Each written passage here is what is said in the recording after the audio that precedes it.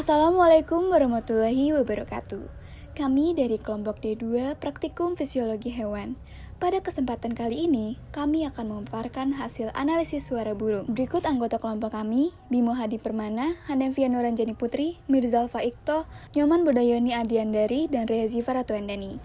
Adapun pokok-pokok yang akan kami bahas yaitu yang pertama tujuan, pendahuluan, metode, hasil dan pembahasan, kesimpulan, dan referensi. Tujuan dilakukannya penelitian ini yaitu dapat menganalisis suara burung sehingga dapat ditentukan pola suara yang dihasilkan, dapat mengetahui istilah-istilah yang berhubungan untuk analisis suara burung, dan dapat menggunakan aplikasi analisis suara seperti Audacity.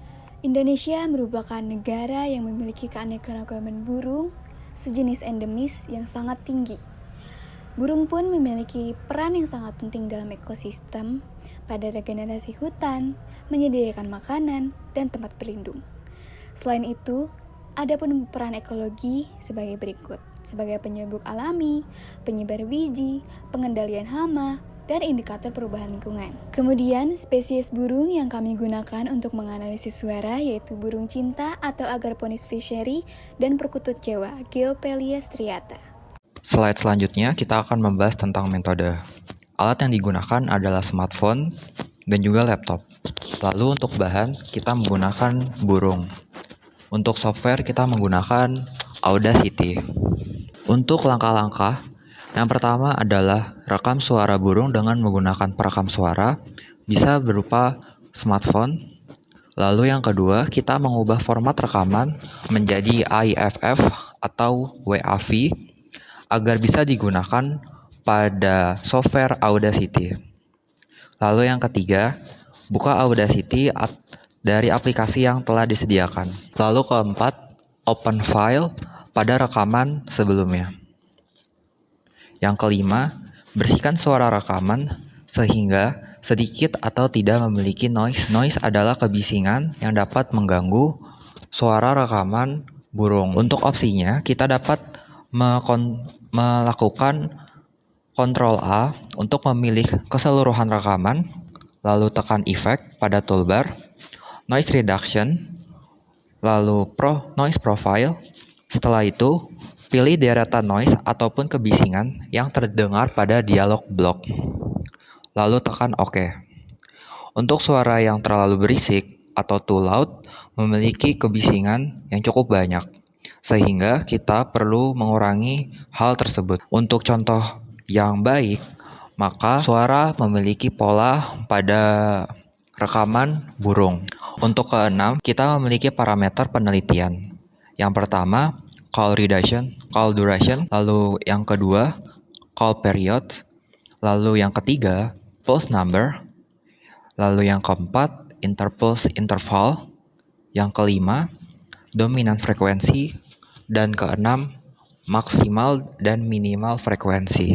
Untuk langkah selanjutnya, kita akan mencari call duration, yang dapat ditentukan dengan cara memilih satu call dari awal call hingga akhir call. Call adalah tiap suara yang dihasilkan dan biasanya tidak kontinu. Lalu selanjutnya, untuk mencari call period, kita dapat menghitung dari satu call dari yang awal call hingga awal call pada call selanjutnya. Lalu, langkah selanjutnya kita akan mencari pulse number. Pulse number dapat ditentukan dengan cara kita menghitung berapa jumlah komponen yang ada pada setiap chirp atau satu call. Lalu yang ke-10, kita akan mencari interpulse interval yang dapat ditentukan dengan cara menghitung akhir call sebelumnya menuju awal call selanjutnya. Lalu yang ke-8 dan juga yang ke-9, yang ke-8 kita akan mencari peak frekuensi, dan juga yang ke-9 kita akan mencari max min frekuensi. Untuk dapat melihat grafik seperti yang ada di slide, kita buka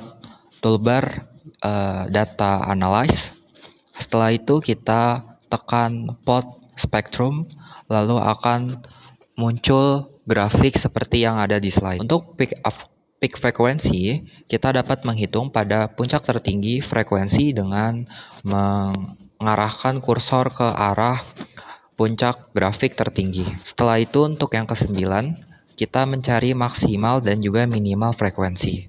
Untuk minimal, kita menghitung dari ujung grafik paling kiri Dengan maksimal, kita menghitung dari ujung grafik paling kanan. Berikut adalah suara burung cinta dan burung perkutut Jawa.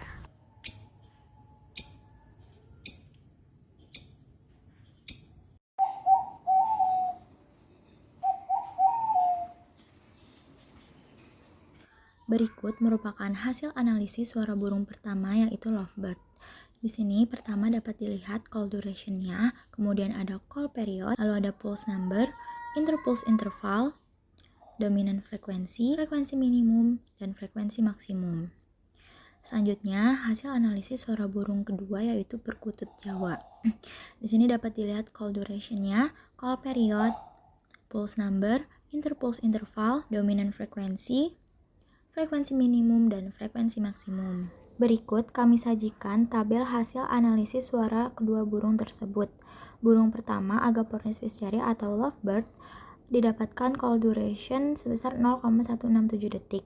Untuk call periodnya 1,128 detik, pulse numbernya 11, interpulse intervalnya 0,956 detik, peak frekuensinya 6054 Hz, frekuensi minimumnya 66 Hz, frekuensi maksimumnya 15.978 Hz. Kemudian untuk burung kedua, Geopelias striata atau perkutut Jawa, didapatkan call duration 1,722 detik, call period 7,158 detik, pulse number 4, interpulse interval 5,437 detik, peak frekuensinya 770 Hz, frekuensi minimumnya 43 Hz, dan frekuensi maksimumnya 16.340 Hz. Berdasarkan hasil yang didapatkan menggunakan software Audacity, kita akan membandingkan hasil dengan literatur yang ada. Pertama, mari kita lihat kasus burung lovebird. Dari hasil yang didapatkan, burung lovebird memiliki durasi panggilan sangat pendek, hanya 0,167 detik, dengan frekuensi dominan mencapai 6054 Hz. Angka tersebut jauh lebih tinggi dibandingkan literatur yang berkisar 2800 hingga 3200 Hz. Mengapa ini penting?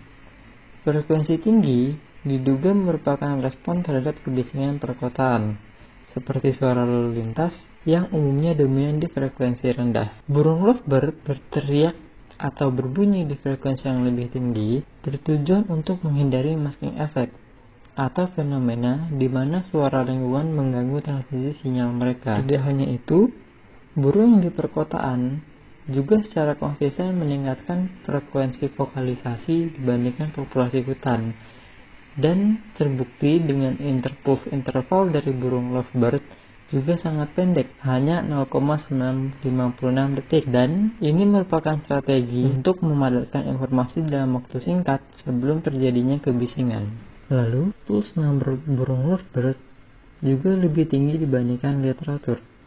Hal ini dapat diduga terkait fungsi sosial seperti duet antar pasangan. Lalu, pulse number pada burung lovebird sampai 11 pulse, jauh lebih tinggi dari literatur. Hal ini dapat terjadi karena struktur organ menghasil suara pada burung lovebird memungkinkan modulasi pulse ultra cepat. Fenomena ini mungkin terkait fungsi sosial. Burung lovebird kerap melakukan duet pasangan untuk memperkuat ikatan. Pulse lebih banyak bisa menjadi kode antar individu yang makin sulit ditiru oleh pesaing yang ada di sekitar burung tersebut. Kemudian kita lanjut ke burung perkutut Jawa. Berbeda dengan burung lovebird, burung perkutut Jawa menunjukkan pola sebaliknya. Durasi panggilannya panjang, 1,722 detik, dengan frekuensi rendah, 770 Hz.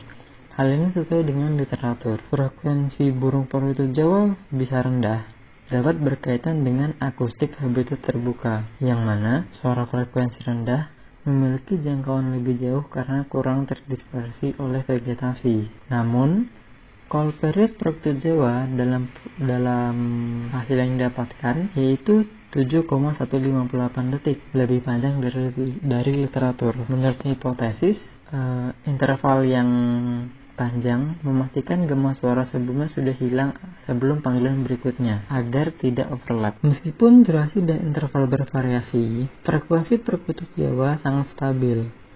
Hal tersebut sesuai dengan literatur. Frekuensi konstan dapat memudahkan identifikasi individu sekaligus menghemat energi. Seperti dalam konteks teritori, frekuensi stabil memungkinkan burung perkutut Jawa memonitor pergerakan burung individu lain tanpa harus terbang mengitari ke daerah kekuasaannya. Berdasarkan hasil yang didapatkan dan literatur yang digunakan, adanya perbedaan hasil pengamatan. Perbedaan hasil kemungkinan tersebut bisa karena perbedaan habitat maupun ukuran tubuh burung yang dapat mempengaruhi parameter terkait suara burung. Bagian berikutnya adalah kesimpulan yang dibuat oleh kelompok kami untuk menyimpulkan seluruh materi yang telah dipaparkan. 1. Burung lovebird dan perkutut Jawa adalah burung kecil yang memiliki corak indah pada bagian tubuhnya serta suara yang merdu dan indah. Maka dari itu, kedua burung tersebut kerap dijadikan komoditas ekonomi di pasar Indonesia. 2. Perekaman suara burung dibersihkan menggunakan software Audacity serta dianalisis beberapa data dan frekuensinya. Setiap data menunjukkan call duration, call period, pulse number, dan interpulse interval. Untuk frekuensi yang dianalisis adalah peak frequency, frequency maximum, dan frequency minimum. Antara burung lovebird dan perkutut Jawa memiliki perbedaan yang signifikan di hampir seluruh data yang diperoleh, terkecuali di data call duration. 3. Penelitian ini menunjukkan bahwa parameter suara lovebird dan perkutut Jawa memiliki variasi dengan populasinya di lokasi lain seperti Thailand. Adanya variasi tersebut menunjukkan adaptasi yang dilakukan kedua burung berdasarkan habitat. Selanjutnya adalah referensi yang kami gunakan untuk menyusun seluruh isi dari PowerPoint ini. Sekian dari kelompok kami, terima kasih telah menyimak. Don't forget to like, comment, and subscribe. Thank you!